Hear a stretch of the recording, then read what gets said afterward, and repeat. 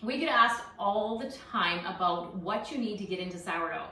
Really, you probably don't need anything that you don't already have in your house. So I always say, try it before you buy it. So get into your sourdough, try it out, see if you like it, and then you can always add to your repertoire some different kitchen items that are here.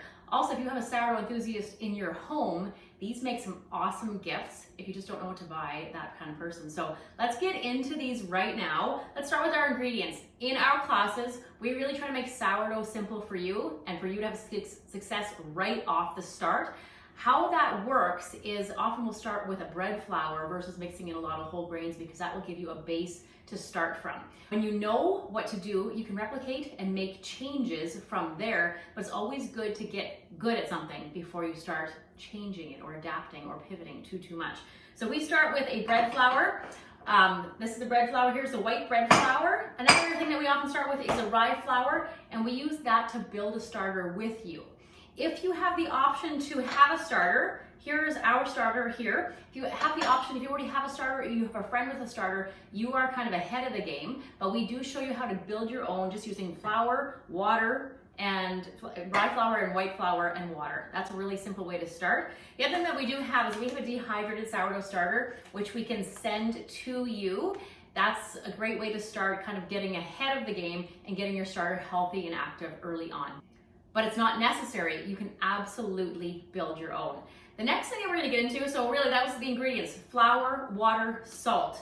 We'll use a good quality salt, and I like a pink salt. Use a sea salt. Use something that doesn't have not an iodized salt, not a table salt. Those are the ingredients that you basically need to get started. You may need milk, you may need butter, you may need eggs. There are different recipes for different things that you're looking to bake.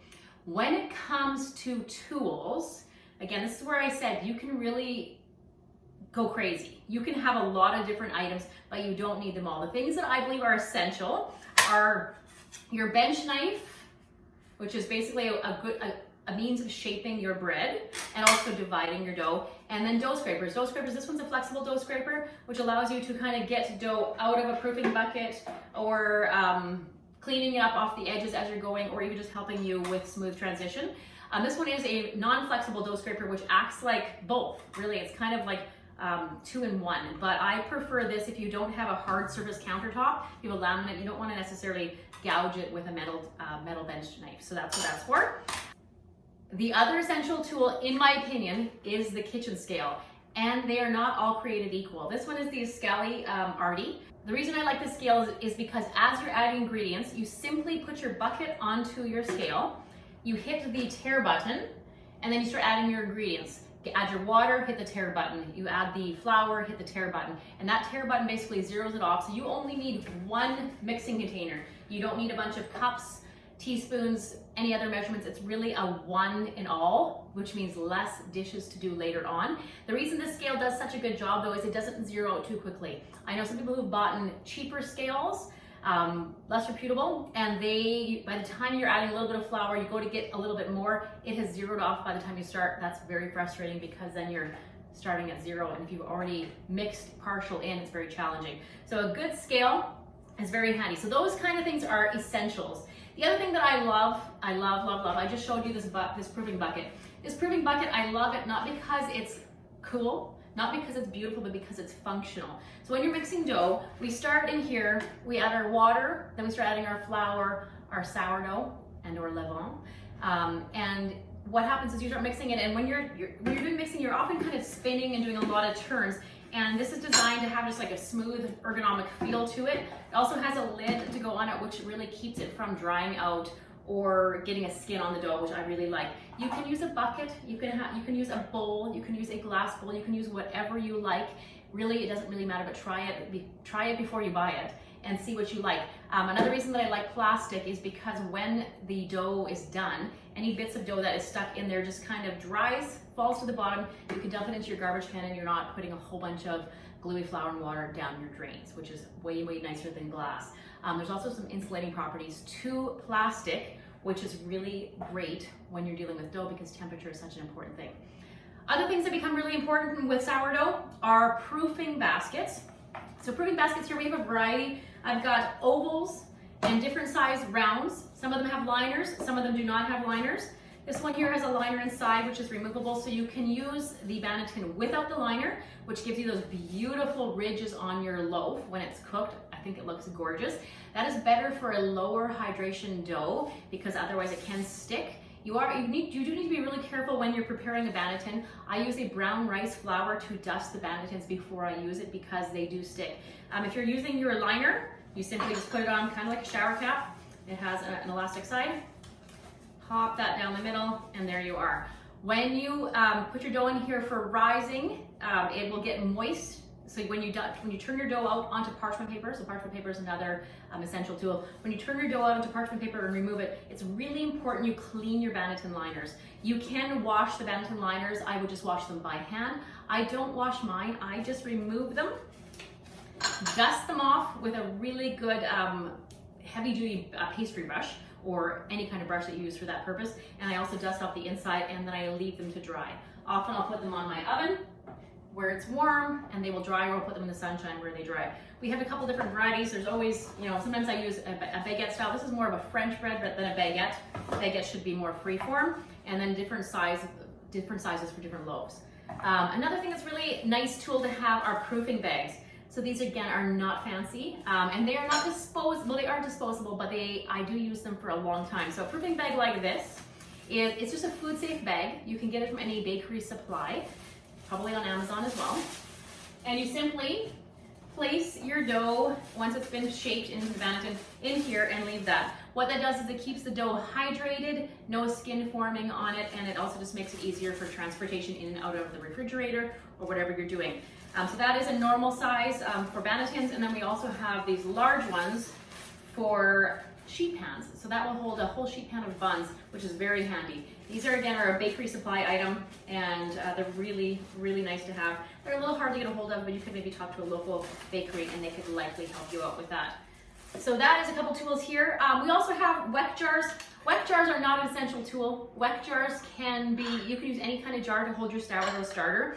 So I just fed my starter, so it's nice and low here. So this is the size that I roughly use for a weck jar when I am just feeding my starter.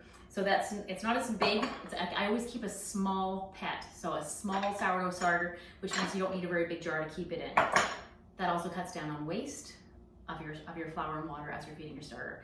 These other two sizes, this is a 3/4 liter mold shaped weck jar, and this one is a 1 liter tulip shaped jar.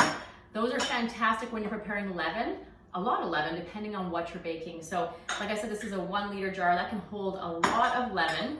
If you are baking like a crazy person, which I have been known to do, you may need to move up to more of a bucket. I have some sort of half-size buckets as well to prepare leaven, and you just got to be thinking about what you're putting your starter in, that it's going to grow, and you don't want to have it in a jar that's too small. So any jar will do, but weck jars are fantastic because you can remove the clamps and the seal, and you just have this glass jar that gives it room to breathe, and that's really important to starters. You don't want to be sealing it up with a metal mason jar lid or anything like that. You want to have a little bit of room for breathing.